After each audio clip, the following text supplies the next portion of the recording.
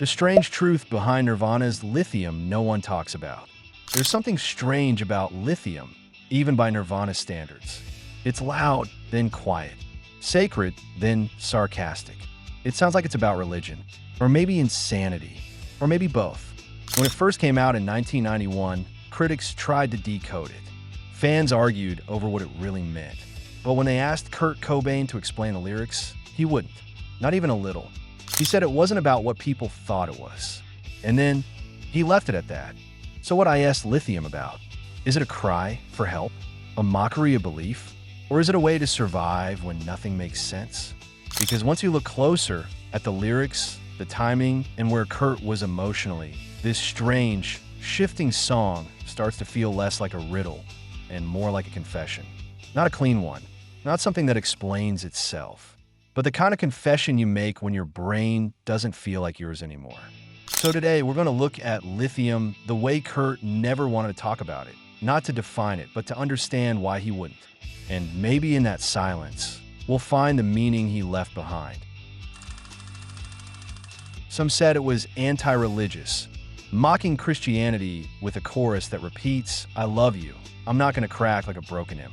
Others thought it was about mental illness, a warning, a breakdown set to guitar distortion. The title itself, Lithium, is the name of a drug used to treat bipolar disorder. That alone shaped the way people heard the song. Then there were fans who insisted it was about resilience, about holding on, about finding strength in faith or numbness, or whatever gets you through the day. And honestly, they're all kind of right, but also not quite, because Lithium doesn't give you a clear answer. It's not a story with a beginning, middle, and end. It's a snapshot of a mind trying to hold itself together. One moment it's calm, the next it's angry, then it crashes back into peace, or something like it. In interviews, journalists try to pin Kurt down. Is this about religion? Is it personal? Is this autobiographical? And each time he dodged, not out of arrogance, but something closer to defense. He said he didn't want to dissect his songs, that they meant something, but not necessarily to anyone else, which only made people more desperate to figure it out. Because when someone refuses to explain themselves, you start explaining them for them. And Lithium became one of the most misinterpreted songs of its time. It was 1990. Nirvana had released Bleach the year before, but it hadn't exploded. Kurt was broke, bouncing between friends' couches, struggling with chronic stomach pain, and sinking deeper into isolation. And just before writing Lithium, he lost one of the few people he felt close to, a friend named Dylan Carlson, who later gave Kurt the shotgun he'd use years later. At the time, Kurt felt abandoned, alone, like the few connections he trusted were falling apart. He'd also just come out of a relationship that left him devastated. And while others saw Kurt as the voice of a new scene, he mostly felt like a burden. He once wrote in his journal that he didn't think he deserved love. So when he sat down to write Lithium, it wasn't about a theory. It was about emotional survival. The lyrics weren't designed to be understood. They were meant to keep him from spiraling. He even said in an early interview that the song was about a man who finds comfort in religion after losing someone he loves. But he said it casually, like it didn't really matter. What mattered was how it felt. And for Kurt, that feeling was complicated. He didn't hate religion, but he didn't trust it either. He didn't hate life, but he didn't know how to live in it without hurting. And Lithium became a way to express all of that, not in clear language, but in contradictions. Joy and rage, worship and sarcasm, peace and madness. It was never meant to be simple, because his life wasn't. And if the song sounds like it's falling apart and holding on at the same time, it's because that's exactly where Kurt was. Then comes the quiet part. I'm so ugly / but that's okay, cause so are you. This is classic Cobain. Self-loathing, delivered with a shrug. There's comfort in shared pain, in knowing we're all broken. And then the chorus hits. Yeah. Not words, just a scream, a release. It's pure energy. And it makes you feel something even if you don't know what you're feeling. The second verse is where things shift. I'm not gonna crack. I love you, I'm not gonna crack. It sounds like a love song at first, but the repetition is anxious, like someone trying to convince themselves of something they don't fully believe. The phrase, "I'm not gonna crack," doesn't feel stable. It feels like a person right on the edge, repeating it like a mantra. And then the line that brings in the title, "I'm so excited / I can't wait to meet you there." Some hear this as spiritual, like he's talking about heaven. Others think it's about suicide. The place there is deliberately vague. It could be the afterlife. It could be a psych ward. It could be nothing. That's what makes it powerful. And here's the thing, there are no answers in this song, only mood swings. The lyrics loop and collapse on themselves. The verses contradict each other. The song rises and crashes like an unstable brain trying to find a stable place. That's what makes Lithium so brilliant and so hard to explain. It doesn't take a stance. It doesn't tell you what to think. It feels like something you've been through, even if you can't name it.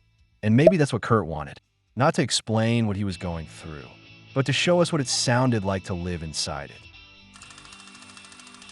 In interviews, when asked about the meaning behind his lyrics, he often brushed it off. "It doesn't matter," he'd say, or "people will just twist it anyway." He once told a reporter, "I'd rather let the fans make up their own meanings. Whatever they feel, that's what the song means." It wasn't just humility, it was protection, because explaining a song like Lithium would mean giving away a part of himself he wasn't ready to share, or maybe a part he couldn't even understand fully. He grew up feeling misunderstood, bullied, labeled. So when Nirvana became famous and suddenly millions of people were trying to label him, it felt like just another form of control. And the more people asked him to clarify, the more he shut down. He didn't want his pain turned into a slogan. He didn't want to be the voice of a generation. He didn't want to be a therapist or a prophet or a guide for broken kids, even though broken kids were exactly who understood him best. And Lithium? That was his most personal contradiction. A song that said, "I'm not going to crack," while clearly cracking. To define it would be to simplify it. And Kurt never trusted simplicity. In his journals, he wrote that he hated how people tried to box an artist, how everything had to have a meaning, a purpose, a message. But Lithium wasn't a message. It was a state of mind. And maybe by never explaining it, he was giving us the only explanation that made sense. This is what it feels like. You figure out the rest. And for people who've taken it, the name hits hard. Lithium doesn't make you happy. It doesn't give you clarity. It doesn't fix what's broken.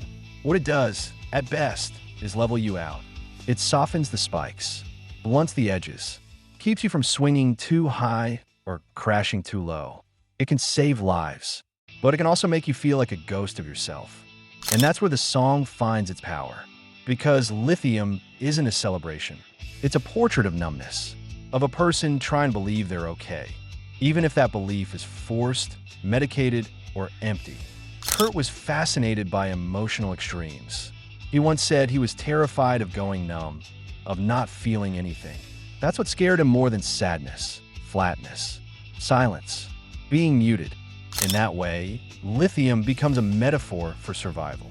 Not thriving, just making it to tomorrow, even if it means losing parts of yourself along the way. And whether or not Kurt was ever prescribed the drug, the symbolism is undeniable, because the title isn't about medicine. It's about what happens when you can't feel safely, so you stop feeling at all. Maybe it's because the emotions behind it haven't aged. That quiet rage, that fake smile, that fear of breaking down in front of everyone, or worse, not feeling anything at all. Those feelings don't belong to the 90s.